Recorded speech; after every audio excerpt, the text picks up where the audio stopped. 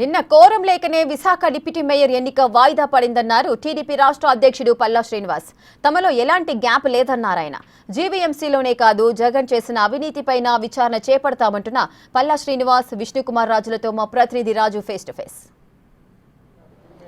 TDP రాష్ట్ర అధ్యక్షులు పల్లా శ్రీనివాస్ గారు ఉన్నారు. ఏం సార్ డిప్యూటీ మేయర్ విషయంలో జనసేన టీడీపీ అసలు ఈ డిస్టర్బెన్స్ ఏంటి, అసలు ఎందుకు క్రియేట్ అయింది? డిస్టర్బెన్స్ ఏం క్రియేట్ అవ్వలేదండి. లాస్ట్ మూమెంట్లో డిక్లేర్ అవ్వడం వల్ల సమన్వయం చేసుకోవడంలో కొంచెం లోపం ఉంటాయి.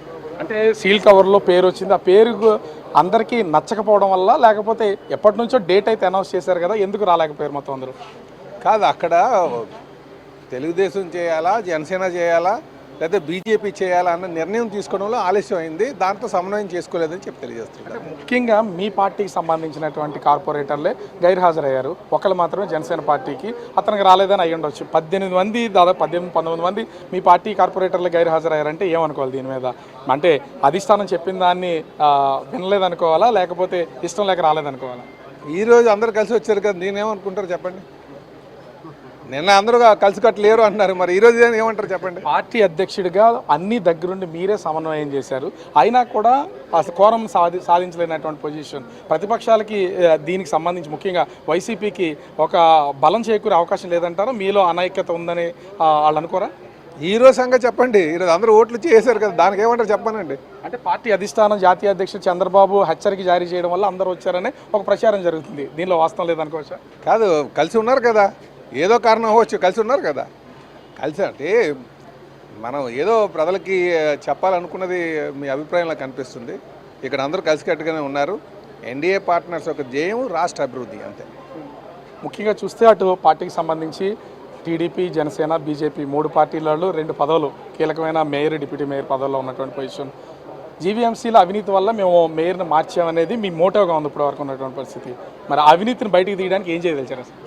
అదే ఇప్పుడు కొత్తగా పైకి వచ్చారు కనుక, ఇప్పుడు అధికారం తీసుకున్నారు కనుక ఇక్కడి నుంచి మీరు గమనించాలి ఎటువంటి లోపాలు ఉన్నాయి, వాళ్ళు చేసినటువంటి అవినీతులు బయటకు తీసుకున్నారు లేదా అన్నది ఇప్పుడు నుంచి గమనించండి మీరు.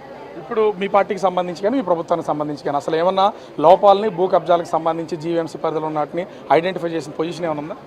తప్పనిసరిగానండి. అది ఎవరో నాయకత్వం తీసుకుంటే బయటకు తీసుకురావాల్సిన పనేం లేదు. ఇక్కడ ఒక ఏజెన్సీ ఉంది, ఆ ఏజెన్సీలు కూడా వాళ్ళ దగ్గర కూడా సమాచారం ఉంది. ఖచ్చితంగా ఏవైతే మా దగ్గర దృష్టికి వచ్చి వాటిని అన్నింటి మీద కూడా ఎంక్వైరీ చేపిస్తామని చెప్పి తెలియజేస్తాం. బీజేపీ ఎమ్మెల్యే విష్ణుకుమార్ రాజు గారు ఉన్నారు సార్. నిన్న జరిగినటువంటి ఈ డిస్టర్బెన్స్ తర్వాత ఈ రోజు పొజిషన్ ఏం చెప్తారు అసలు? అంటే పార్టీలు కలిసిపోయినాయని చెప్పుకోవాలా ఏంటి అసలు? పార్టీలు ఎప్పుడు విడిపోలేదే. నిన్న అందరూ కూడా చాలా క్యాజువల్గా తీసుకున్న వలన పర్వాలేదు, మనం లేకపోయినా పర్వాలేదు, ఆ పని అయిపోతుంది అనే ఉద్దేశంలో నిన్న చాలామంది రాలేదు. ఇప్పుడు నిన్న జరిగిన ఇన్సిడెంట్ తోటి ఇప్పుడు ఇంకా కావాల్సిన దానికంటే చాలా ఎక్కువ మంది వచ్చారు. సో పార్టీల్లో ఎప్పుడు విభేదాలు ఏం లేవు. కొంతమంది జనసేన పార్టీకి ఇవ్వడం ఇష్టం లేక నిన్న గైర్హాజరు అనేది జోరుగా జరుగుతున్న ప్రచారం. దీన్ని అంటే వైసీపీ కూడా ప్రచారం చేస్తున్నటువంటి పరిస్థితి అయితే కనిపిస్తోంది. అరే, వాళ్ళు ఎవరు ఇండివిజువల్ ఒపీనియన్స్ వాళ్ళకి ఉంటాయి. అది పార్టీ డెసిషన్ మనం ముఖ్యంగా చూసుకోవాల్సిన అవసరం ఉంది. ఇండివిజువల్ ఒపీనియన్స్ అది సొంతంగా తప్ప అంతకంటే ఏమీ లేదు. సో ఏది ఏమైనా ఇప్పుడు ఈరోజు ప్రూవ్ అయింది.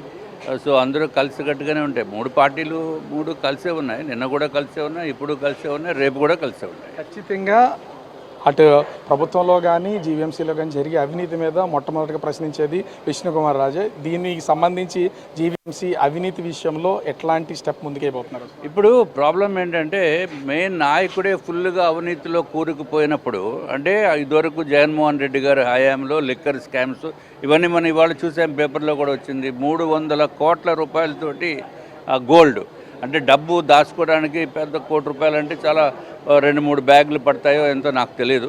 బట్ వేరే గోల్డ్ అయితే మన జేబుల్లో కూడా పెట్టుకుని పోయే పరిస్థితి ఉంది. అందుకని ఆ విధంగా మరి అంటే ఈ జగన్మోహన్ రెడ్డి గారు అసలు అవినీతిలో ఏ విధంగా చేయాలో కొత్త కొత్త పద్ధతులు కూడా ఆయన కనిపెట్టిన ఘనత ఆయనకే వస్తుంది.